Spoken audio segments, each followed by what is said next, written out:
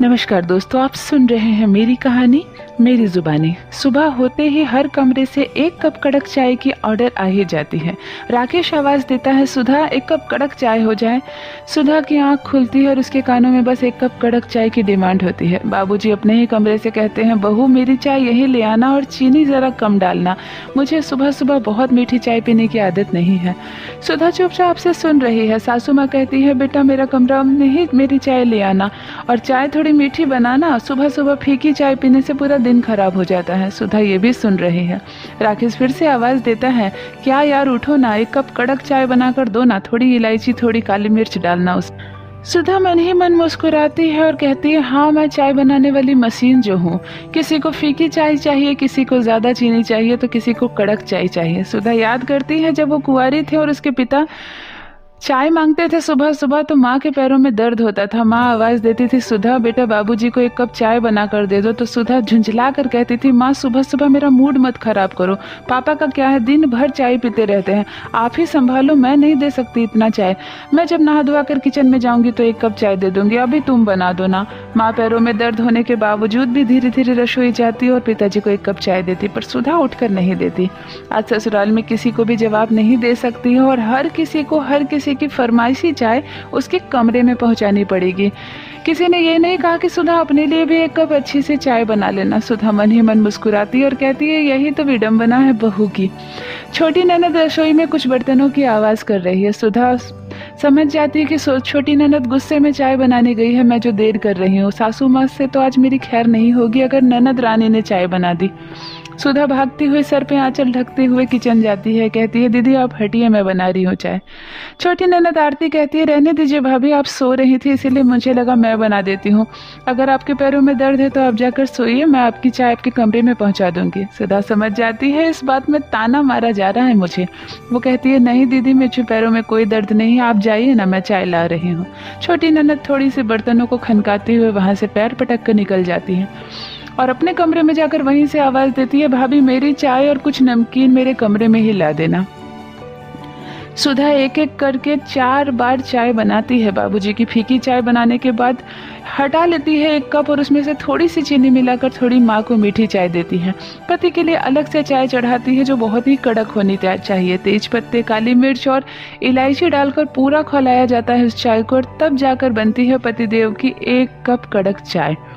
लेकिन एक बात है, राकेश को सुबह सुबह 1 कप कड़क चाय जो मिल जाए पूरा दिन सुधा का अच्छा हो जाता है। राकेश पूरा दिन सुधा के पीछे पीछे घूमता है, जो सुधा कहती है वो मानता है राकेश, जो चीज़ मांगती है वो ला कर देता है। जवाब में बदले में राकेश एक ही बात कहते हैं, तुम्हारे हाथ की 1 कप कड़क चाय मिल जाए मेरी थकान दूर हो जाएगी। ये लाइन सुनकर सुधा को बहुत अच्छा लगता है।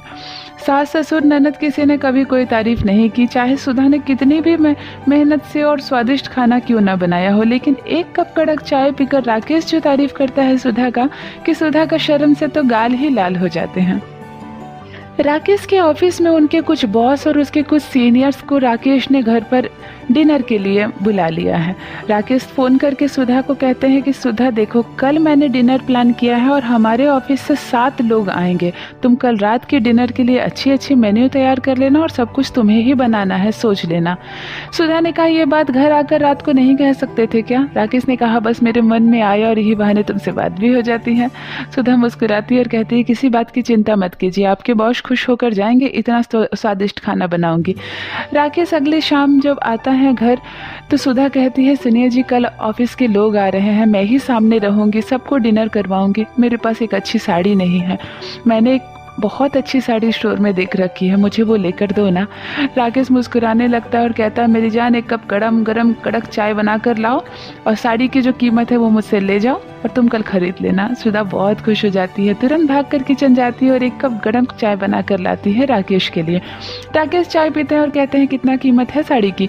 सुधा कहती है, बस 2000, कीमत तो 1800 ही है, इसीलिए 2000 देने से हो जाएगी।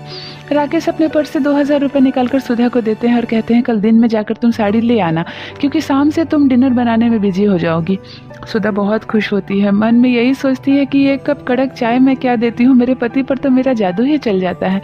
अगले दिन तुरंत सुबह स्टोर खुलते ही 11 बजे सुधा जाकर वो साड़ी ले आती है और बहुत ही मन में खुश होती है। शाम से ही वो साड़ी पहनकर तैयार हो जाती है और डिनर बनाने लगती है सुधा। सभी लोगों की पसंद का ख्याल रखा जाता है। राकेश ने कुछ ना कुछ सबकी पसंद के बारे में बताया है। सुधा बहुत किस्म के डिशेस बनाती है, खाने में मीठा भी बनाती है, नमकीन भी बनाती है, वेज के साथ नॉन वेज भी बनाती है। सारे डिनर की तैयारी हो गई है और 7 बजे ही सभी लोग घर में आ गए हैं। सभी बाकी के सदस्य अपने अपने कमरे में हैं और एक एक करके आके सभी मिलकर अपने अपने कमरे में चले जाते हैं। बस सुधा रसोई में रहती है और बीच बीच में आया करती है। राकेश कहते हैं सबको कि सर मेरी पत्नी के हाथ का 1 कप कड़क चाय पीकर देखिए, मूड फ्रेश हो जाएगा। सब लोग कहते हैं हाँ भाभी जी 1 कप चाय हो जाए, वैसे भी आज बहुत थकावट है, हम लोग ऑफिस से ही इधर चले आए हैं। सुधा जाती है और सबके लिए चाय बनाती है।